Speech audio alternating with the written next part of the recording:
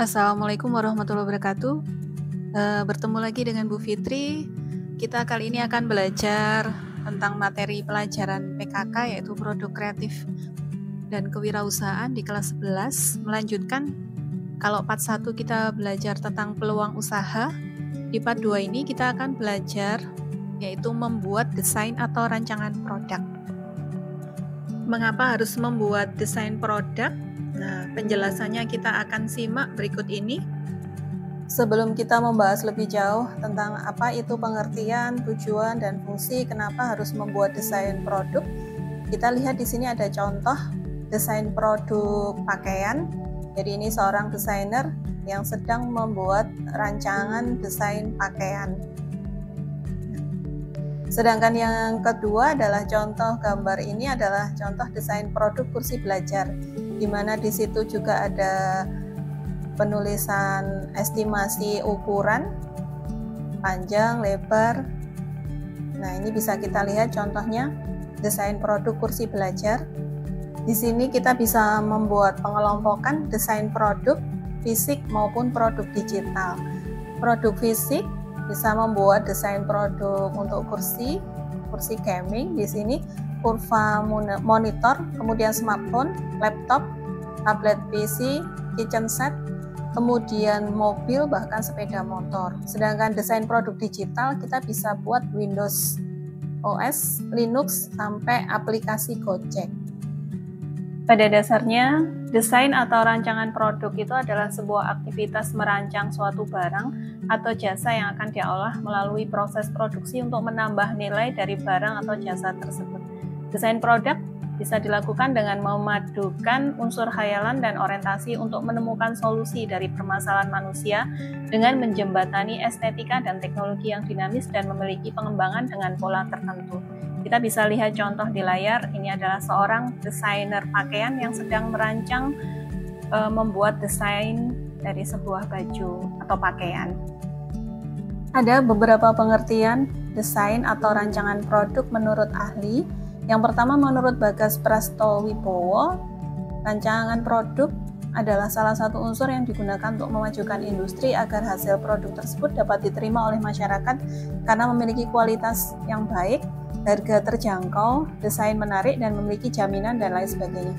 Sedangkan menurut Suyadi, rancang bangun dari sebuah produk yang akan dilakukan proses produksi. Sedangkan menurut Brutau Margaret, rancangan produk adalah suatu proses pengembangan produk baik berbentuk barang atau jasa yang dirancang untuk memenuhi kepuasan konsumen.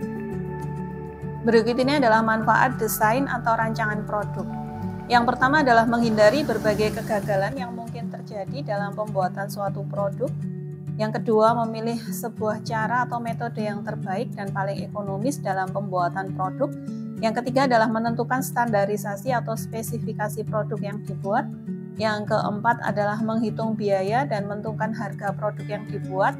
Yang kelima adalah mengetahui kelayakan produk tersebut, apakah sudah memenuhi syarat dan masih perlu perbaikan kembali. Sedangkan tujuan desain atau rancangan produk adalah sebagai identitas atau merek dari suatu produk untuk menghasilkan sebuah produk baik berupa jasa maupun barang yang memiliki kualitas tinggi dan mempunyai nilai jual yang tinggi, dan untuk menghasilkan produk yang tren pada masanya. Dan yang terakhir adalah untuk membuat produk dengan biaya seminimal mungkin dalam penggunaan bahan baku dan biaya-biaya tanpa mengurangi nilai jual produk tersebut. Sedangkan fungsi desain atau rancangan produk ada 3. Yang pertama adalah sebagai identitas dari produk itu sendiri. Yang kedua sebagai pelindung produk. Yang ketiga menambah nilai jual produk. Ada 5 faktor yang bisa mempengaruhi desain produk. Yang pertama adalah fungsi dan kegunaan sebuah produk. Bila membuat produk secara mandiri, maka pahami dulu fungsi dan juga kegunaannya. Kamu bisa melihat bahwa pesaing untuk produk yang sejenis, misalkan untuk produk skincare, maka kamu perlu merumuskan tujuan membuat untuk jenis kulit yang dibutuhkan dan semua hal yang melingkupinya.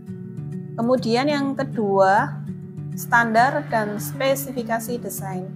Standar dan spesifikasi desain akan bersinggungan dengan bagian-bagian produk.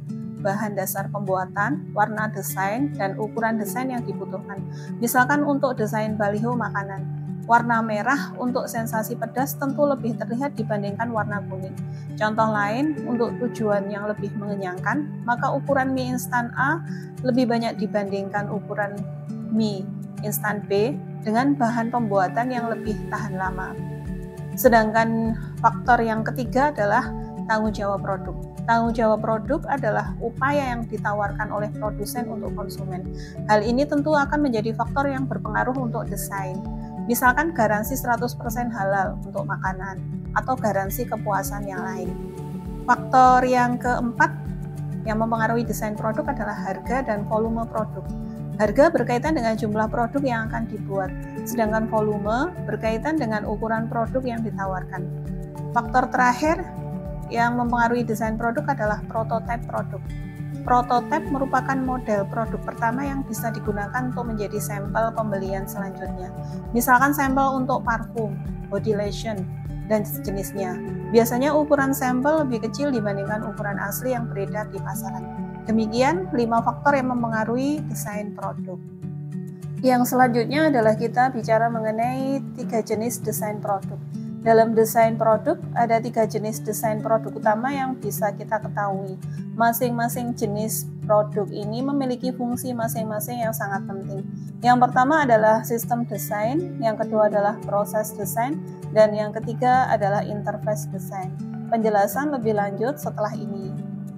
Untuk sistem desain, menitik beratkan pada sistem dalam produk, sehingga salah satu kompetensinya adalah information architecture, kemampuan mengelola informasi agar menjadi sebuah sistem desain yang dapat memenuhi kebutuhan konsumen. Contoh nyata dari sistem desain adalah ketika kamu belanja di supermarket. Berbagai solusi sistematis yang dibangun dalam sebuah model hanya untuk bertransaksi jual-beli. Lorong-lorong dan juga rak pada supermarket disusun sedemikian rupa agar menyesuaikan antara kebutuhan user, dalam hal ini pengunjung supermarket, dan kebutuhan bisnis. Misalkan pada saat Hari Raya Idul Fitri tiba, kaleng biskuit dan sirup pada bagian depan supermarket. Ini merupakan sistem dalam desain produk yang dibangun oleh bisnis untuk memenuhi kebutuhan sebagai konsumen dan meningkatkan angka penjualan dari supermarket itu sendiri. Sedangkan yang kedua adalah proses desain. Setelah memiliki sistem dalam sebuah desain produk, kamu selanjutnya perlu memperhatikan proses desain.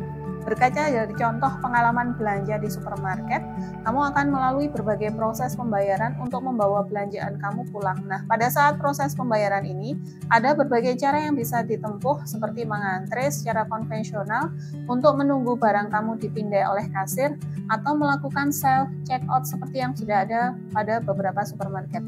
Ada beberapa variabel dalam proses desain yang merupakan bagian dari desain produk ini, sehingga kamu bisa memikirkannya dengan seksama. Sedangkan yang ketiga adalah interface design, adalah sebuah desain produk yang dapat menentukan kemampuan, efisiensi, kecepatan, dan keandalan dari desain interface. Ada berbagai kemungkinan interface desain yang bisa kamu tawarkan kepada user atau pengguna. Misalkan saja pada contoh supermarket, saat kamu memilih self-checkout, kamu akan melihat interface berupa barang-barang apa saja yang kamu beli, berikut total harganya. Interface desain memang berbeda-beda, namun ada satu tujuan yang pasti, yaitu memutuskan pengalaman user memakai sebuah produk. Setiap tantangan yang muncul dalam interface desain harus dipertimbangkan matang-matang dan diselesaikan.